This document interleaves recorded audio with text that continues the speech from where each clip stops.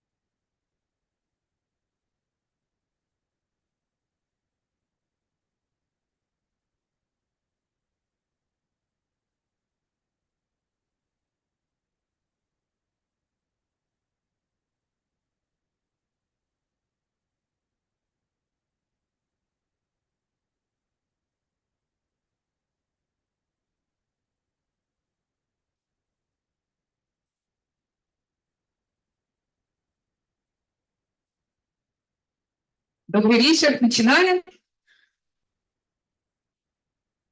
Пожалуйста, садитесь.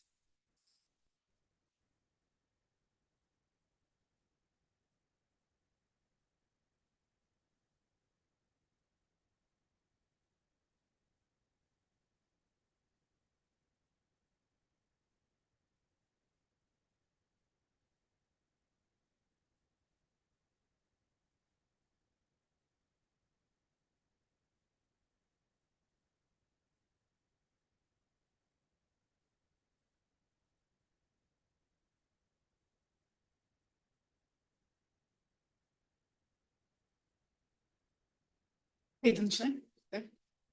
Еще раз добрый вечер. Меня зовут Наргиз Касенова.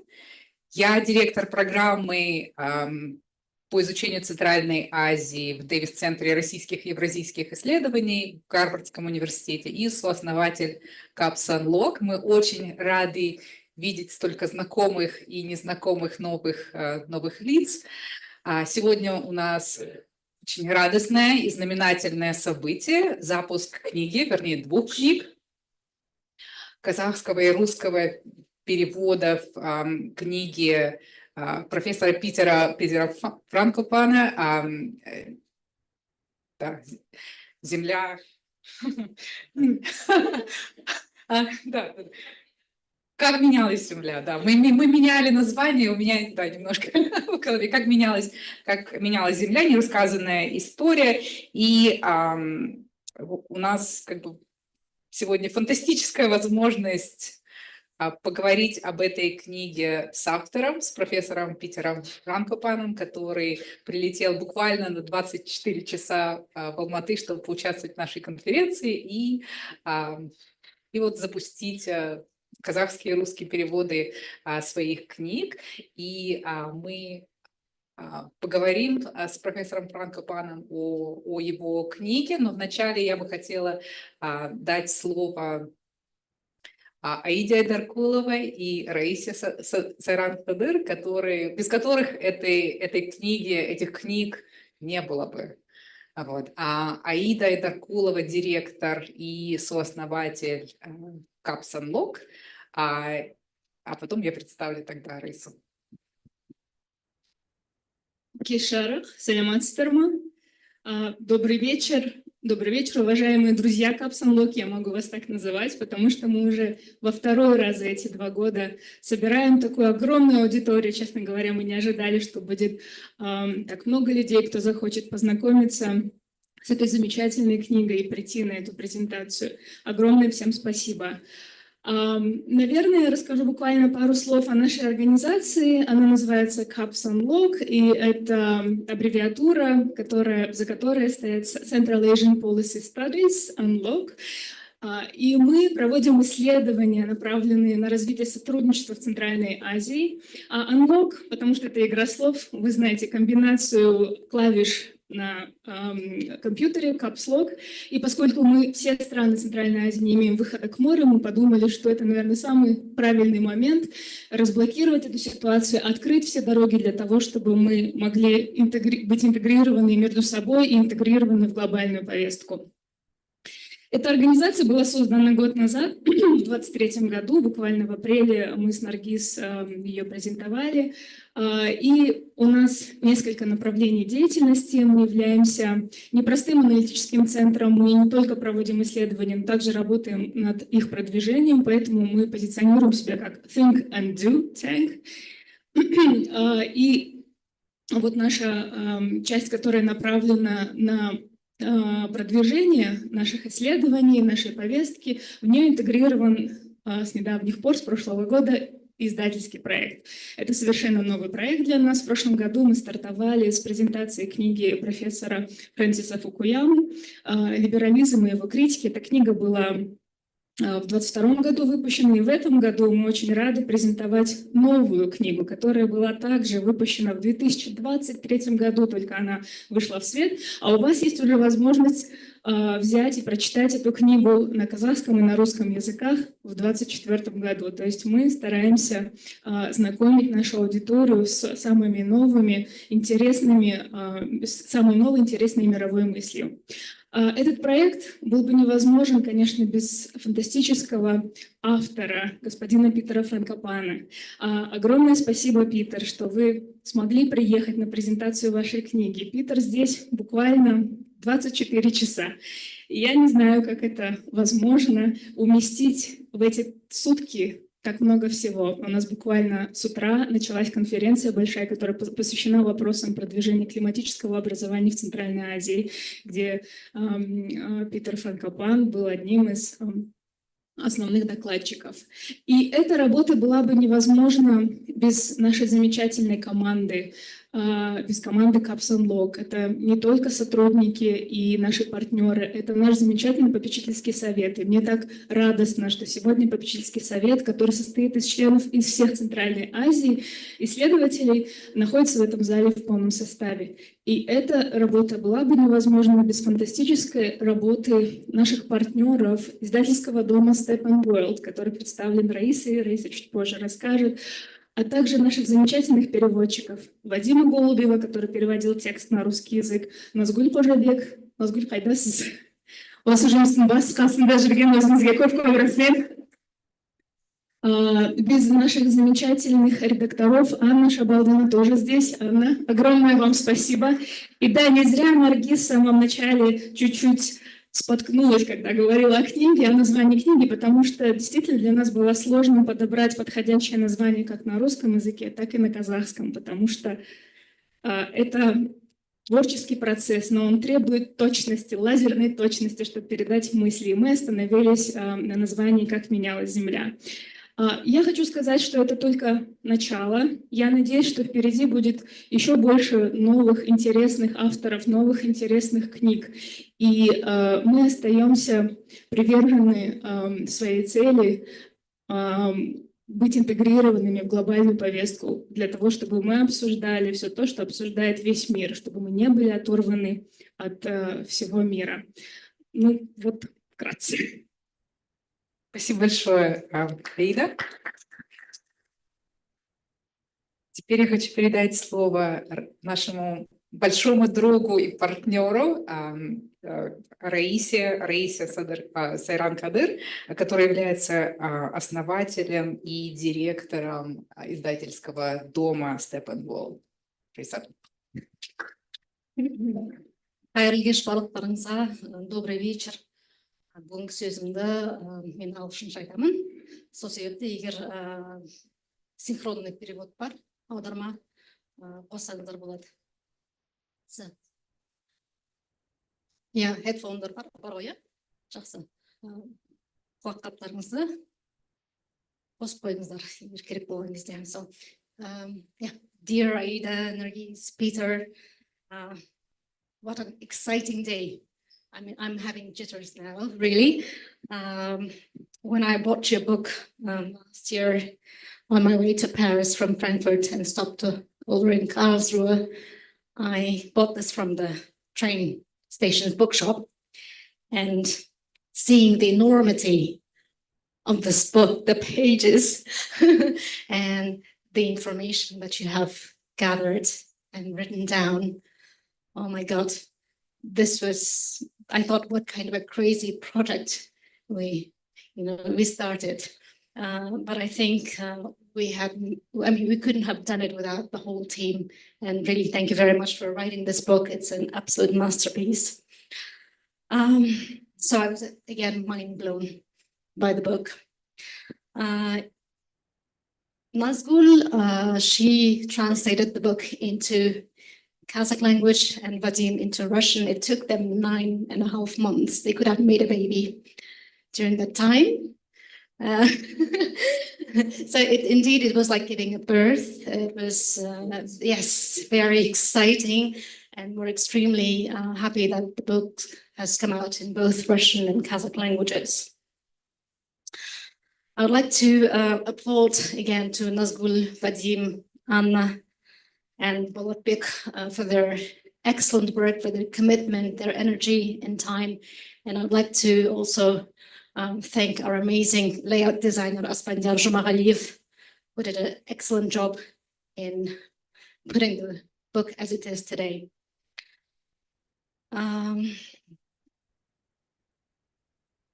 We are in process of translating your book, The Silk Roads. It's coming in Nauruz.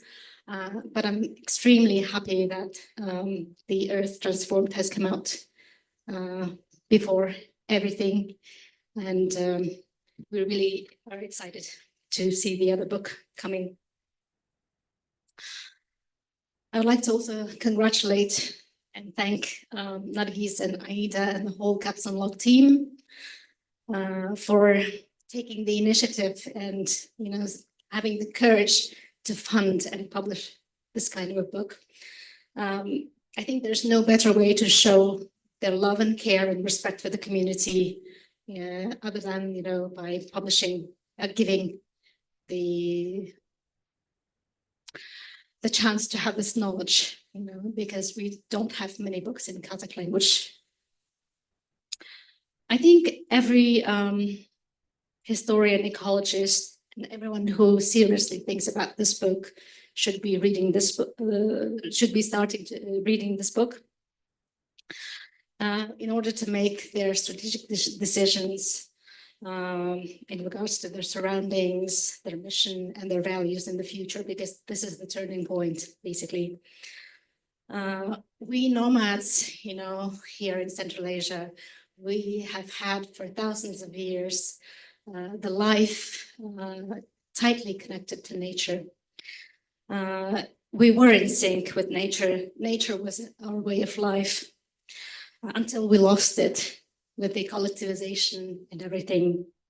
And with that, we also lost part of our identity, our language, and also a way of life, which is a true tragedy. We have, as nomads, we have always shown respect to the nature, to food, to livestock. We saw the rivers and the mountains and the grass, everything as sacred.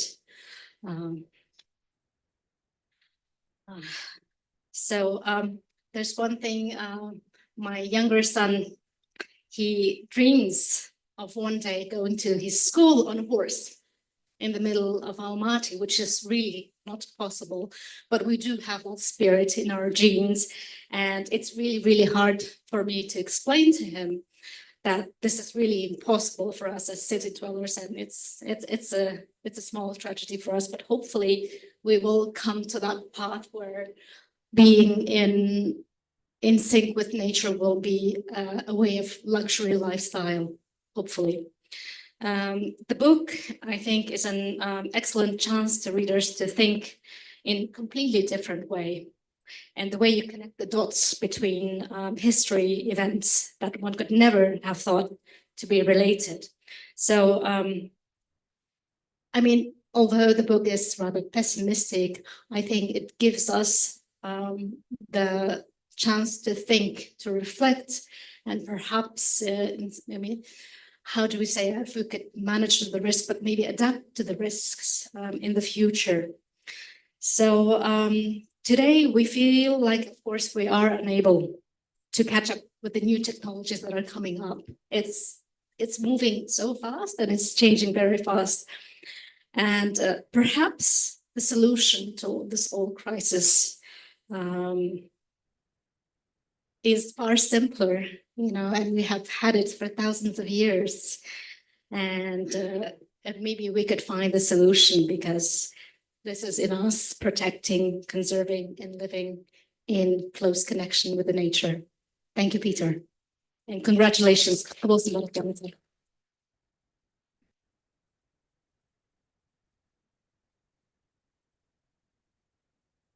Thank you very much, Risa.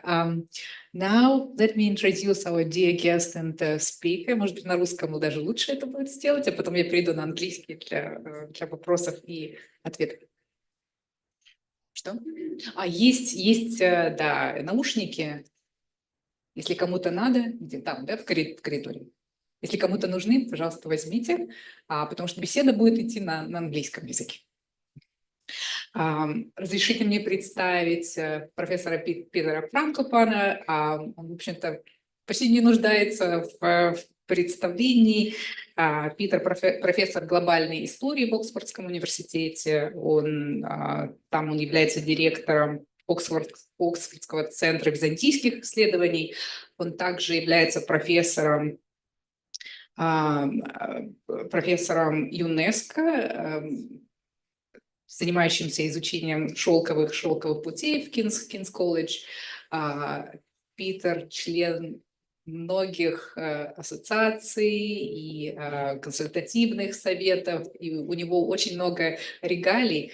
Я не буду все перечислять, потому что уйдет как минимум минут 20 на то, чтобы перечислить основные регалии.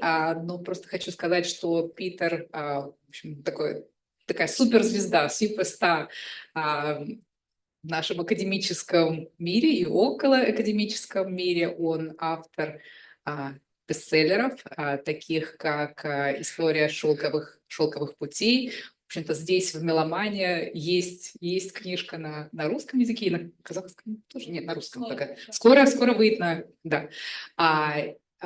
Также вот эта книжка, которую мы перевели, она также является бестселлером. Вы можете найти ее везде, во всех книжных магазинах, включая книжные магазинчики в аэропортах. Вот. И это удивительно, потому что это книги на 500-600 страниц, и, в общем-то, все их читают. И то, что делает Питер, я не знаю, как он это делает. В общем-то, в одиночку он пишет работы, которые я думаю, не в состоянии были написать целые институты, университетские программы и даже консорции. Вот. В общем-то, те аргументы, которые он выдвигает в своих работах, они определяют целые области исследований. Поэтому мы очень рады и польщены, что Питер сегодня к нам приехал. Now I'll switch to English. Let's start the discussion part. And already started praising the book. Actually, all of us have done that. Peter, it's such an ambitious project. You are covering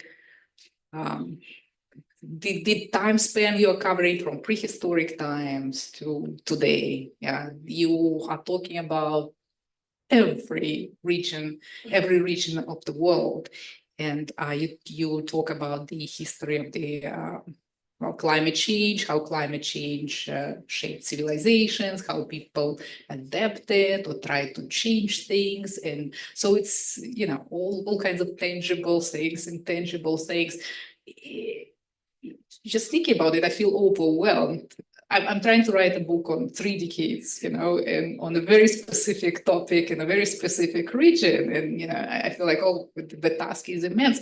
How did you conceive? How did you conceive the book? And what gave you the courage to do it? Gosh, well, I'm so grateful to be here in Almaty with such wonderful, clever, inspiring people. And the fact that they're being very generous about me and my work makes me feel very embarrassed. But I'm very grateful and honoured by all of your kind words. And also, as Raisa said, the gift of being able to make books accessible and knowledge accessible to more people in native languages is hugely important. So I'm very grateful to everybody who's been involved, from the translators to the images, but also to Nargis and Aida, who've been like good hunters. They've been waiting for me patiently and hunting me down slowly, and it was a very painless process. But that really speaks about their skill. But I'm very grateful. It's a lovely question about why be so ambitious. But I think that, I suppose 2 things. First, I'm a professor at one of the world's great universities, as you are, Nargis, and that comes with lots of people giving me more respect than perhaps I deserve, but also responsibility to ask important questions. And one of the problems in the academic world can be that you are rewarded to stay within your strong discipline. And that's not a bad thing. In fact, it's a good thing to become specialist in one area. And writing books about very narrow topics is difficult. Even if, it doesn't matter whether there are a few readers or lots of readers, being that precise really matters. But I also think it's important that we also step outside those lanes sometimes. And, for me here, I've had the great joy and privilege of spending lots of time in Central Asia. And I suppose over the last 15, 20 years, the thing that comes up again and again and again is about climate change, about the environment and the natural world, some of the things we talked about today, water and the natural world. But in fact, like Raisa said, studying nomad societies and mobile peoples, the engagement with the natural world makes you think about how people conceived not just change, but how people who don't live in cities think about the sun, or think about water, or think about how they feed their animals. What you make out of the natural world from wood, from bones. And I think that for a long time ago set me thinking about how people in different parts of the world understand their environment around them. And so I've just done some questions with Anna, my Russian editor of the Russian book, asking what I should be doing, what decisions would I make in the future? And I've said that's a job for politicians. I'm a historian, so my job is a little bit like a doctor to come and explain this is where we now are in 2024, and we should all be taking some medicine. So my job is not to be pessimistic, although the book does end saying nature solves problems. If we humans don't organize ourselves, a world that becomes a lot warmer becomes a world that's much harder for us all. It makes food more difficult. It makes soil chemistry change. It's bad for livestock. It's bad for crops. But it's good for mosquitoes. The warming world is fantastic for different pathogens. But we should be careful that we don't create a world that is unsustainable. So, I think trying to think about a lot of these themes has made me also want to write in a way that, I know here in Central Asia, your voices have been, indigenous peoples, nomadic people's voices have been lost in history because history has been written by people in cities who write about themselves. So to think about other peoples in the world whose stories are not being integrated to global history in the Pacific or Southeast Asia or Sub-Saharan Africa, but to explain that these ways in which we should understand each other better, there are ways in which you can tell that story through how we think about the natural world, how we've changed the natural world, how there have been consequences that have been very good and positive. The fact that we have the world's biggest population today, ever, human population, is because we are inventive, we're creative. And the honest answer why we have the world's largest population today really is to do with the fact that maternal health care and women's health is better than it's ever been in the past. Women died in childbirth, children died in childbirth. The fact that those have been corrected is a testimony to the fact that finally doctors, and particularly male doctors, realised that female reproductive health was something they should think about. But it's taken a long time for us to extend our lives. That comes with consequences. So to try to think about some of those questions, and it's and I know, Nargis, you're writing a book. Writing a book is painful and it's difficult, but it's a joy. It's a joy to be thinking about a very complicated jigsaw puzzle. All of us have a jigsaw puzzle that's difficult for us to complete, but it's a wonderful thing to get to the end and think you've tried to make things more understandable than they were before. Do you remember the moment when you decided, okay, I'm writing this book? There were two moments. One was, the second moment was after I'd finished writing the book about the Silk Roads, everybody said, what are you going to write next? And that's the worst thing that any author knows, is when you finish something, it's a bit like having a baby and going, well, you're going to have another baby. It's like, let me enjoy this one first. That was part of it. And the moment was, I was invited to the Getty Center in Los Angeles about 9 years ago. And they said, come and be our presidential scholar, come and write about whatever you want to write about, but you have to do one lecture. So I said, I'll do one big lecture about the environment, the natural world, and climate change. And by doing that forced me to think about it. So that was the second moment. The first moment, I think, was spread over a lot longer period. And it's that you can't understand Central Asia without understanding the ecology. You can't understand Russia, you can't understand the United States, you can't understand England without thinking about the natural world, about water, about food, about some of the things we talked about today. And I think that sometimes those bits that happen a long time in the past. So, I grew up in the 1970s, 1980s. My generation was terrified about climate change. We were terrified about acid rain. We were terrified about Chernobyl and about nuclear energy. We were absolutely convinced. I grew up convinced there would be a nuclear war that would either kill us all because of the explosions or because of the winter that would follow. And probably today's world is less scary environmentally than 40 years ago. But those seeds as a young boy growing up thinking we need to be respectful of food, of water, of climate, those things happened a long time ago. But the chance to then go and write something, it sort of took a long time to come together. So nice, and it was so nice of you to kind of enlist places with starting with Central Asia, and that leads me to my second question. Could you give us two stories or two themes from your book that you think would be kind of most interesting, relevant for Central Asian audiences, kind of as a teaser? Okay, let me have a good think about that. I mean, the problem is to tell you things you don't already know. The Silk Roads, the connections are one thing, but okay, one I suppose would be the traumatic changes to the natural world that happened after the Second World War here. The suffering in Kazakhstan because of famine, food shortages, the numbers of deaths, followed by the fact that more Kazakhs died in the Second World War than British people. The ways in which the change in the 1950s, 1960s, where the Soviet Union tried to forcibly collectivize farming and to change the landscapes, particularly using water-intensive crops across Central Asia, that produced a whole series of consequences that here very well.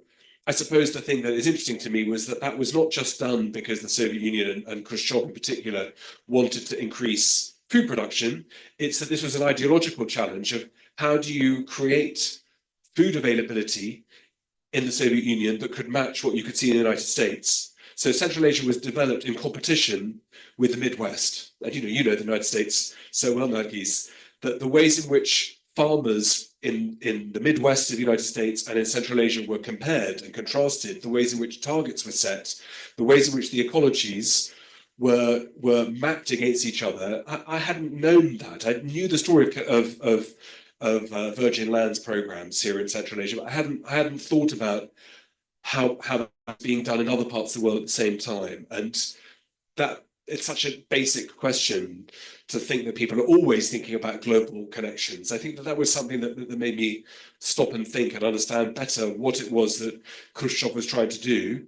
And he got taunted. Nixon met Khrushchev in the Zagreb fair in 1959, where Nixon showed, look, this is what an American family has to choose from. And the Politburo found it very stressful. It was obvious that people didn't live the same way in the Soviet Union under communism as they did in the United States. And the Cold War competition was not just about communism and the free markets, it was about food.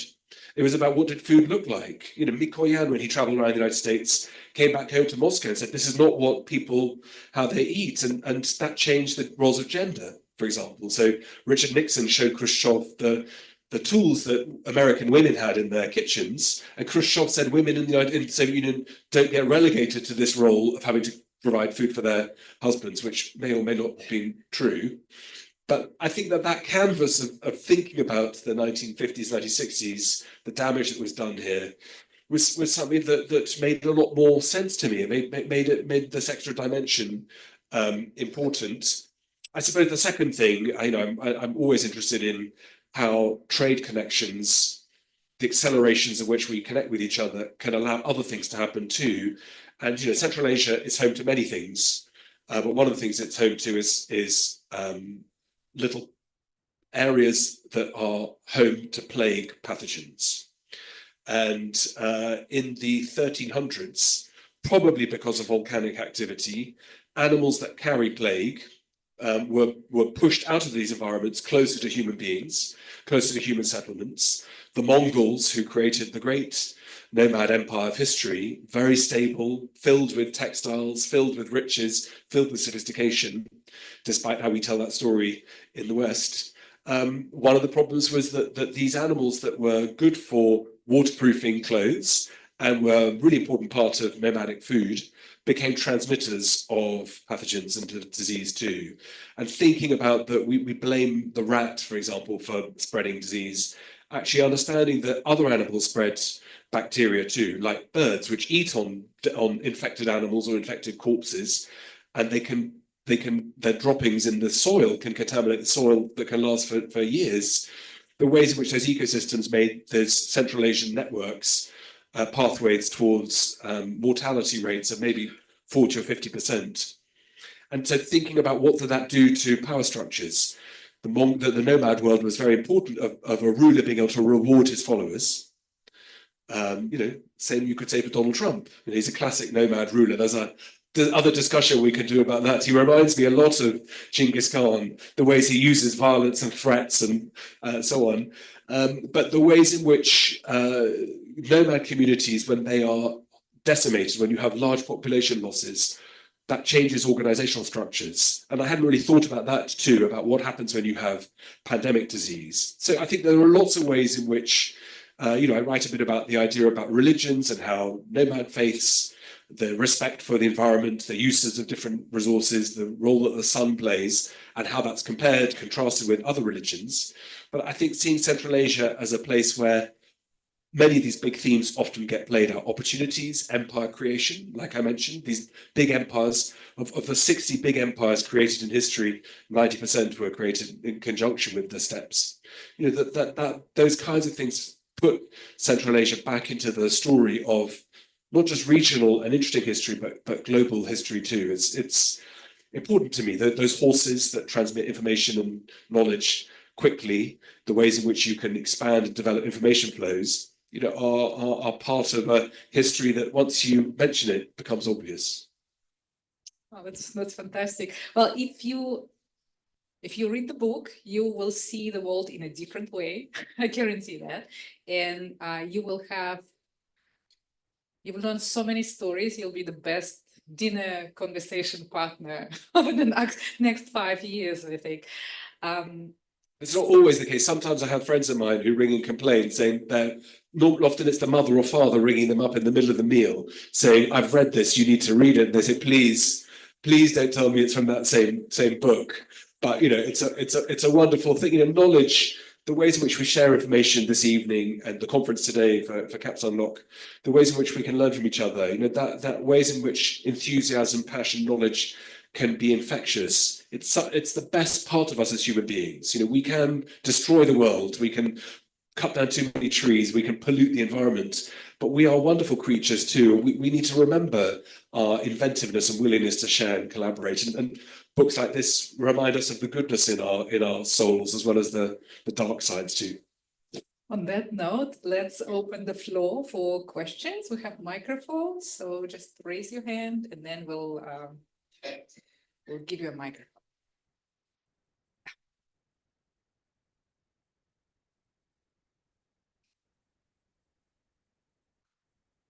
И представьтесь, пожалуйста. Галымагилев, общественный фонд Liberty. Вопрос вот по очень интересной книге, это «Шелковый путь». Это первая книга, которая получила очень большое распространение в Казахстане и была востребована. И вопрос такой. Вот произошла реформа Картира. Здесь в текстах пишется Кирдир. Немножко неправильно. И вот благодаря этой реформе манихейские общины уходят в Центральную Азию из Ирана. И они взаимодействуют тесно, манихейские общины, с кочевым обществом. И идет взаимодействие тенгрианства и манихейства. И формируется божественный пантеон богов древних тюрков на базе манихейства, как религия, с которой сталкиваются кочевники тюрки, которые создают свой божественный пантеон богов. Вот что-то известно по поводу того, как взаимодействовала после изгнания манихеев из Ирана, после этой реформы Картира, когда зороастрийцы стали уничтожать манихеев, исход манихеев привел к приходу в Центральную Азию и слияние их с тюркским обществом и создание сильной тюрко-сагдийской культурной общности и создание Великого Шелкового пути. Вот что способствовало расцвету в плане оформления кочевой тюркской религии, такой как тенгрианство? Можете что-то сказать об этом взаимодействии тюрко-сагдийского мира? Спасибо. Well, I've got two questions. Am I allowed to answer this? Because if the book comes in Nauruz, I should be only answering Sholkovi Puch question. You're sure? You're sure? Okay. Is there a period that you have in mind?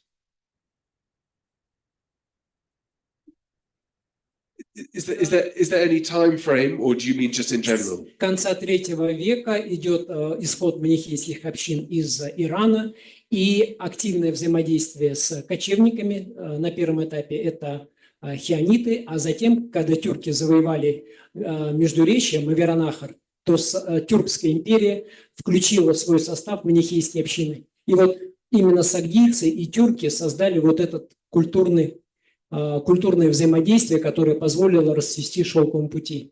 И идеи пошли и дальше в Китай, и Японию, и Корею, и на Запад. Okay. It's a great question. I know that I give quite long answers, so I'll try not to be too long.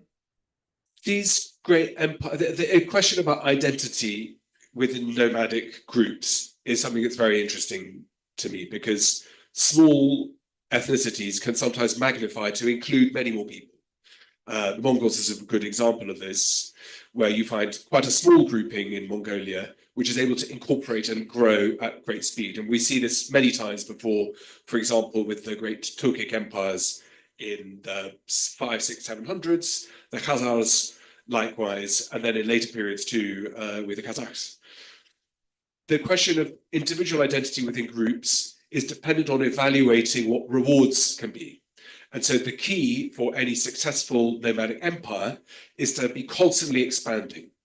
The only way in which a Turkic empire functions is by being able to generate more rewards. So there's like a steamroller. Once it starts, it doesn't stop. So you either have entities which are small, insular, very highly specialized, with its own belief systems, own cultures, own clothing, or much, much bigger entities that are inclusive.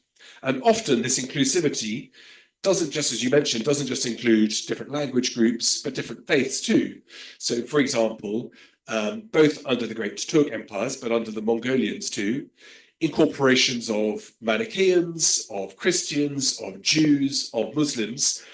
It becomes part of the central identity. Often there's a nukur, there's a special circle around the ruler. The Khagan's family has a special, and small group has a special status. But beyond that, there are lots of attempts to be inclusive, to make everybody feel part of a common identity. And of course, the role that Tenkeri plays, which is a standard belief system or standard role across many different groups across the Eurasian plains, is something that can bind communities together easily. Of course, it therefore stands to reason that the simpler a religion is, the more inclusive it can be, more or less, because if you have to have priests that intervene, for example, in the Hindu faith, incredibly complicated texts written in Sanskrit with different manifestations of multiple deities provides power just for the priests. Here, typically in nomad societies, faiths are family-based. There can be shaman or there can be an intervener with the spiritual world, but typically simplicity is what matters. And you then have, as you all know, I'm sure, sir, that the scholars will argue about whether simplicity is the way in which we modern scholars look back and choose the bits that we want to see. But engagement with the natural world is something which you see time and again. There are common themes that come, regardless of which period. That Turkic identity is like a pulse. It can expand outwards and needs to keep on going. But then you can find fracture points. And when life becomes harder here in this part of the world in the 1800s, because of sea power, global empires connecting across oceans, then you find smaller communities becoming more isolated and more atomic. But when you have the periods of big expansion, then this layering of a world that joins itself together can happen extremely quickly and very effectively. That's why empire building happens so often involving these parts of the world. I hope that answers the question. Спасибо большое. Следующий вопрос.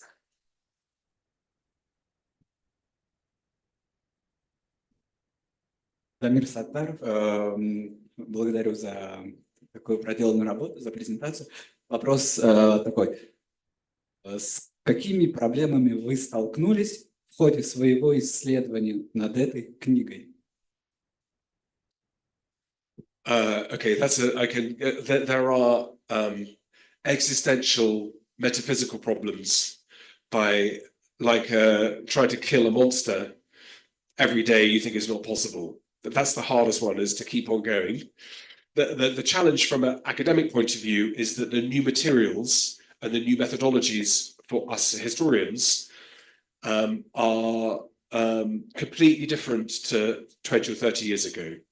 History used to be reading texts, using archaeology, thinking about art.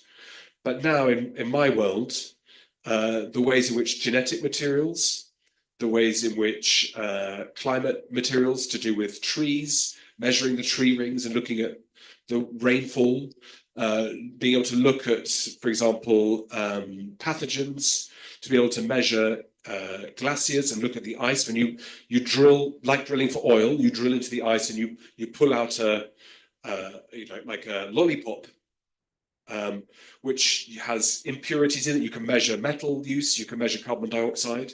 These new scientific disciplines are completely changing my subject, I think, in the way that's most important in history since the invention of writing scripts. The ways in which historians now need to think about plant sciences, biological sciences, earth sciences, and to use scientific materials and methodologies is something that requires us to learn how to be new kinds of scholars. And not one person can understand all of these things. We need to work out to collaborate with each other. But these new ways of thinking about the past, the new doors we can open, it's completely incredible. We found, for example, in a cemetery in London, dating back 1,500 years, skeleton about 2 years ago, which is clearly Central Asian. We can measure this from the bones. We don't need to rely on what someone's wearing or the jewelry. We can tell from the genetic material where this person comes from. And therefore, how people are traveling, why, which ways trade is connecting. We suddenly have lots of material that we have never thought of before. We find, for example, evidence of pandemics decades before we thought they happened in places that we didn't expect. And these kinds of questions are really, really difficult, but they require us to be really ambitious in how we think about the past. I'm the last generation, or we're the last generation that can write about history just using texts and oral traditions.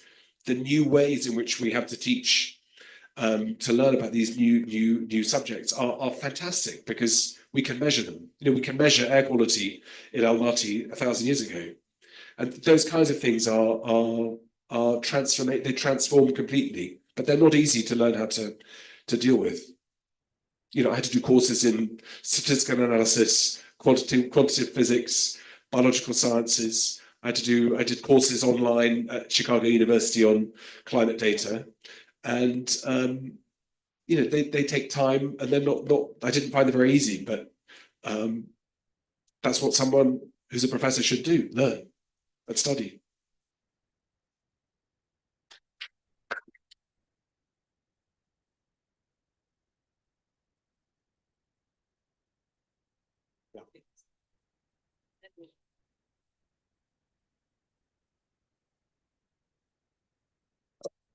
Oscar Yilmaz, Kazakh Stock Exchange. Actually, unrelated. Question is related to your earlier book, The First Crusade, The Call from the East.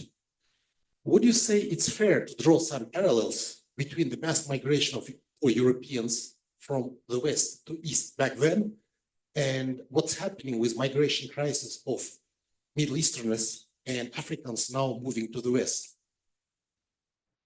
Okay, so what's the first part of the question, sir? About migration? My apologies. No. In your earlier book, yes, which was called The First Crusade. Ah, this book? Yes. Yeah. You made That's like my child that no one ever asks me about. I'm so never going to, but thank you for, yeah. I'm happy that you are in Almaty and I can ask you about that. I'm honored, thank you. And I think in that book, I first come across a very interesting idea that the First Crusade was so successful because it was a mass migration of a huge amount of Western Europeans to the Middle East, which was much richer, wealthier, and more educated at that time. And my question was, is it fair to draw some parallels between what happened back then and mass migration of people from Africa and Middle East right now back to Europe? Okay, thank you. Well, look, there are some obvious parallels. The First Crusade, just in case some of you have forgotten that or didn't learn about it in your classes, the First Crusade happens about 1,000 years ago in the year 1096. Knights and men, mostly men, a few women, but mostly men, move from all parts of Western Europe to conquer the city of Jerusalem, which is an important Christian city where Jesus Christ died and resurrected from the dead. And you can see this moment in about the 1090s as being the progenitor of colonialism. That's one way. This is Western Europeans who set up states in other parts of the world. That's how it sometimes gets looked at today. This is like United States intervention in Iraq. It's a place a long way away from home, trying to promote and protect a set of values and beliefs. The numbers involved are not enormous. In fact, in this first pulse of the First Crusade, tens of thousands of men are involved, maybe as many as 100,000, but most of them want to come back home. And the challenge when the Christians take over the Holy Land is, how do you keep attracting people to come to join you in the Holy Land? And how do you attract the right kind of person? So they don't want people who are poor, they don't want people who are old, they don't want people who are fat. They want young men who are good at fighting to come and protect their castles. And so there is a degree to which there is a movement of people west to east. It's reasonably unusual. Generally, the movement of people is from Asia westwards through time. And then, in fact, they don't just stop in Europe. The movement of people from west then goes to the United States. So the biggest period in history of mass migration, although we think this is the world of today, was in fact between 1846 and 1940. In this period, about 150 million people move around the world. About 50 million moved from Europe to the United States. In the United States at that time, people want blonde, blue-eyed people from Northern Europe. There's lots of resistance to people from Italy, Spain, Portugal coming to the United States. There are riots in New York because of too many Italians, too many Spaniards. The identity of the United States is Protestant, it's white, it's Nordic, and that starts to change. Now, that's no problem. Now the challenge in the United States is migration from Latin Central America. So these waves, they are predictable. Of the other 100 million, you have about 50 million moving from India, fanning out into the Pacific, also moved to Africa and to the Caribbean, and then about 50 million people from China who migrate into particularly to Southeast Asia. In today's terms, we might think it's mass migration, but it's about 3% of the world is on the move. That's the same as it was in 1960, just the global population now is much, much bigger. So the question you're asking is twofold, I think, sir. One is about the numbers of people, and then is migration from people who look like us okay, but people who have different faiths, is that more challenging? And integration is a big problem all over the world. Most people who are moving, for whatever reasons, are tending to move towards richer countries. We think of mass migration to Europe as being problematic, but the single biggest attractor of people working from India and beyond is the United Arab Emirates, in fact, today, where pluralism doesn't seem to be a problem, partly because the integrations in the UAE of building synagogues, churches, and in fact, massive new Hindu temple that's being constructed is about trying to think about how do people get integrated. And there are different ways in which citizenship is not available to migrants in some parts of the world than in others. But for sure, in a warming world, migrants and migration is going to become an increasing problem, particularly as people move away from hot tropical zones. But here in Central Asia, you're expected to have 5 million people moving between now and 2050. Population in Central Asia is going to grow by maybe 20% in the next 30 years. And how one integrates, how one thinks about identities, a bit like the very first question, how do you create policies that are inclusive? What does it mean to be European? Do you need to worship in a different way? Are you allowed to cover your head? Should women have different rights? And one of the questions we have in Europe is that we can't agree what the answer should be to those questions, which is why things become more challenging for us. But I think that the world of migration in the Crusades in the Middle Ages was much more modest in human numbers. But even today, most migration tends to be the country next door. 85% of migration and refugees, displaced populations, move to the country next door. The longer range migration patterns, like we're seeing in Europe, it's almost exclusively men and almost exclusively young men.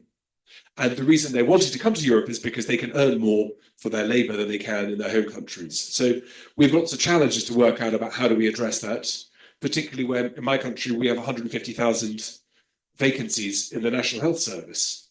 So working out who we want to come into our countries, how and why, is going to be a real problem. And I've noticed here, even in Kazakhstan, that is one of the primary factors that drives people's election choices, as it will be in November in the US. The question of migration and refugees is the single most important topic today for Western policymakers.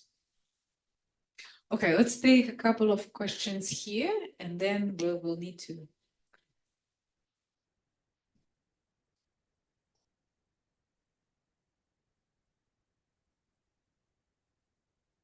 Қайырлы кеш, Питер Франкопан және осы жерде отырған басқа да бүгінгі кездесуге қатысушылар. Сіздің кітабыңыздың шыққанымен, әсіресе қазақ тілінде шыққанымен,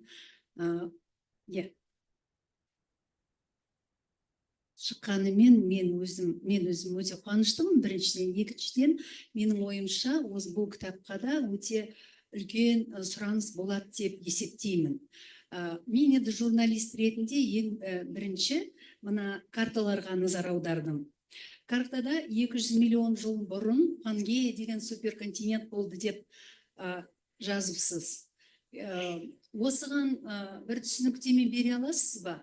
Бұл академиялық түсінік өзге ғалымдардан алдыңыз ба? Және алсаңыз өзіңіз салыстырмалы түрде тағы да қосымша ізденіс жасадыңыз ба, жоқ па?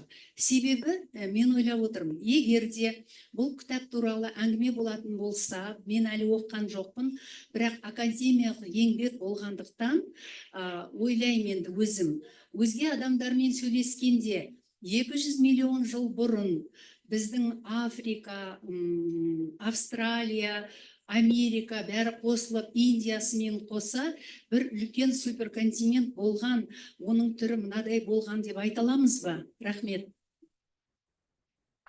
Peter, do you mind if we take all the questions and then? Oh, yeah. Do you think you can? Okay. Yeah. Who had the second question? Okay, over there is one. Okay. Let's do this roll 1 and 2 and we'll close. Thank you so much. I'm Aruzhan Mirkhanova, an aspiring policy analyst from Kazakhstan. And thank you so much, Professor, for your masterpiece. Looking forward to reading it. I'll be very quick. As someone coming from international relations background, I often hear this perspective in the global south that global north has historically been the polluter and that the development in the Western world has come at a huge environmental cost. So therefore, that the global north should bear greater responsibility now in addressing climate change.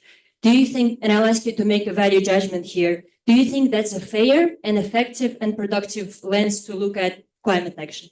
Thank you. Somebody young right at the back. Извините, пожалуйста, можно мне задать вопрос? Ну, у меня, может быть, для меня нужен только короткий ответ. Я сама по специальности биолог.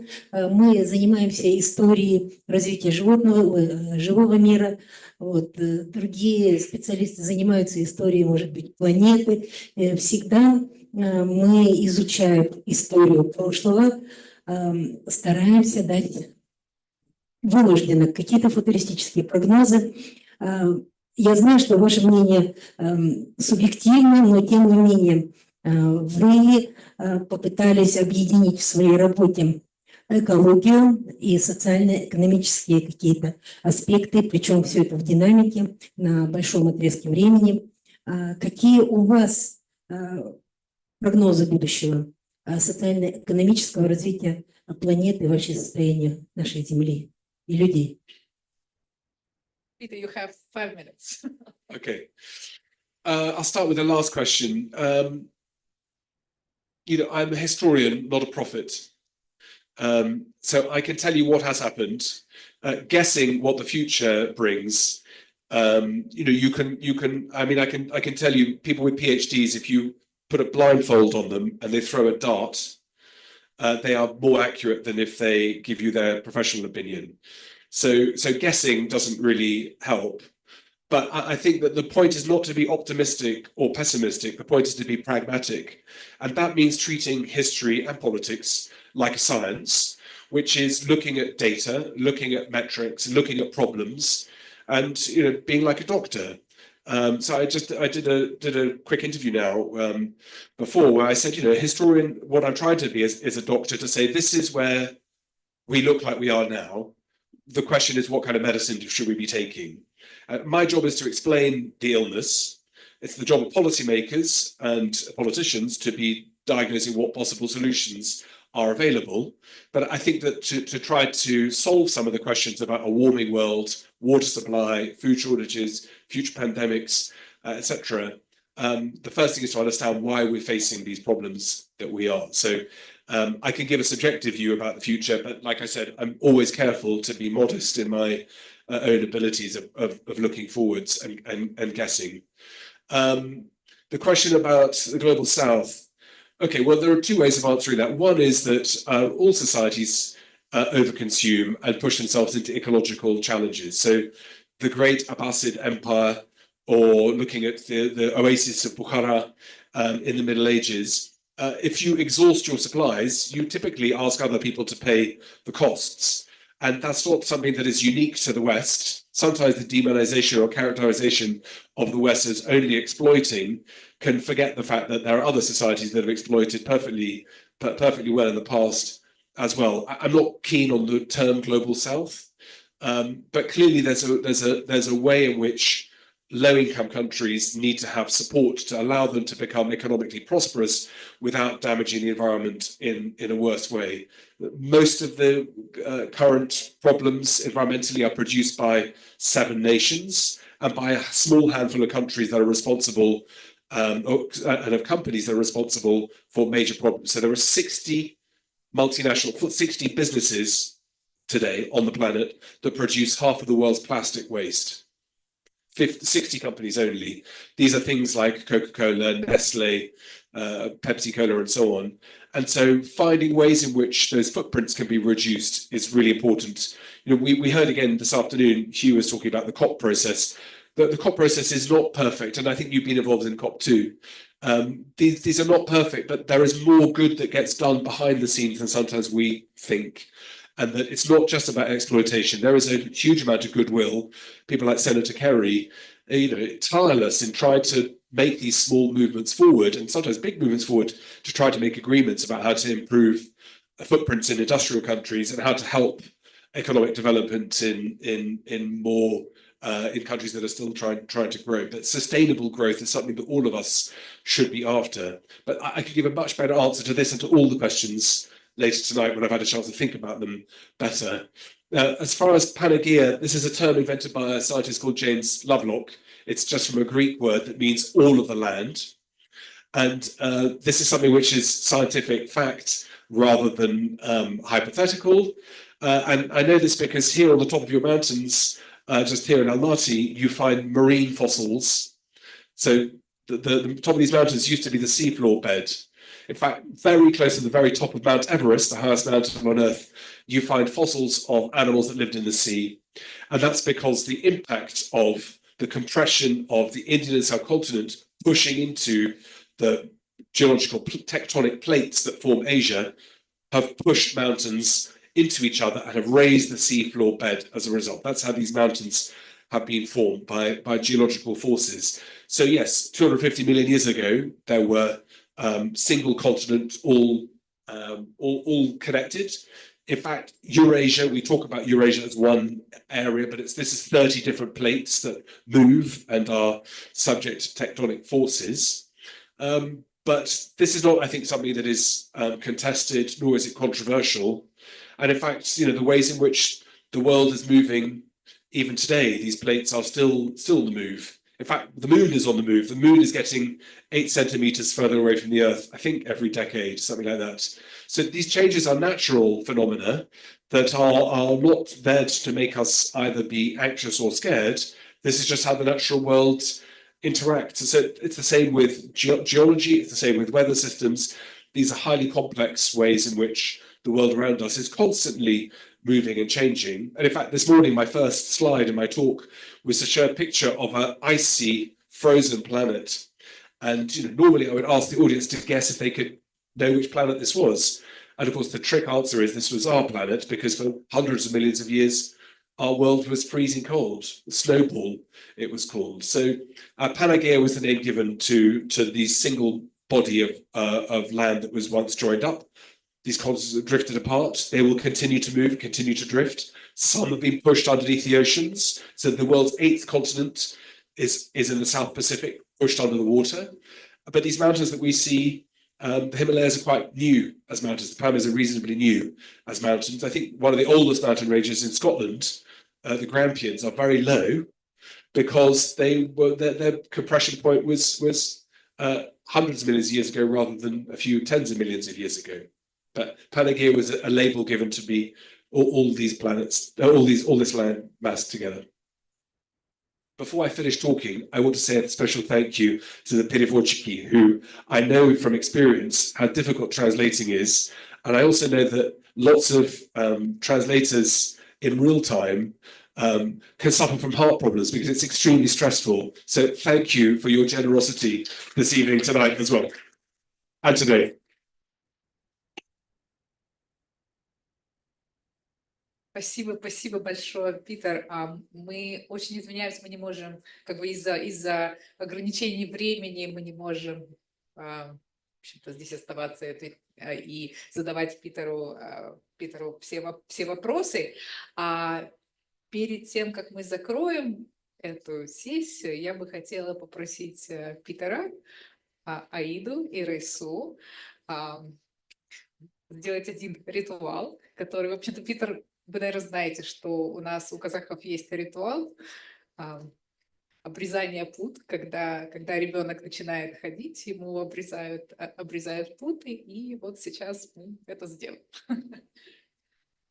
Иә, сонымен тұсаукесер рәсіміне дайындалайық. Алдағы жоспарымыз дәл осы тұсаукесерден кейін ана жерге өтіп, Питерден автограф алуға болады, және сол жерде кәсіби фотограф болады, сол кісі суретке түсіреді сіздерді, мына кісі. После того, как мы закончим этот ритуал, можно будет пройти, там у нас будет проходить автограф-сессия, и там же будет фотосессия, у нас есть профессиональный фотограф здесь, Тимур, и мы предоставим вам доступ к файлам, все вы получите доступ, ссылку, вернее, на клауд, откуда вы можете скачать свои фотографии, поэтому, пожалуйста, не создавайте очередь, не надо вытаскивать свои мобильные телефоны, у вас у всех будут замечательные фотографии. Итак, волнительный момент. Питер?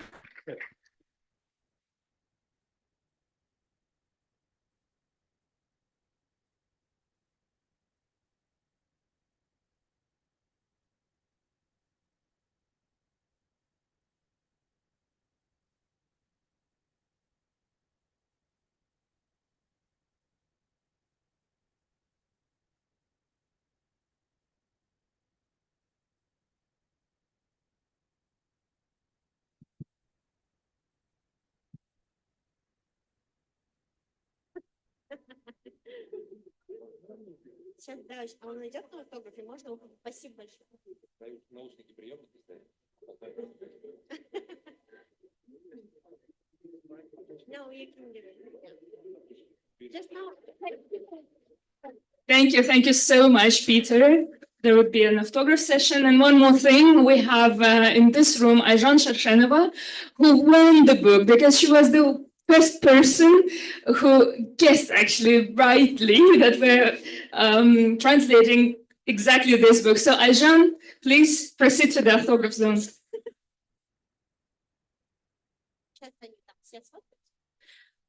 Уважаемые участники, просьба сдать наушники для синхронного перевода.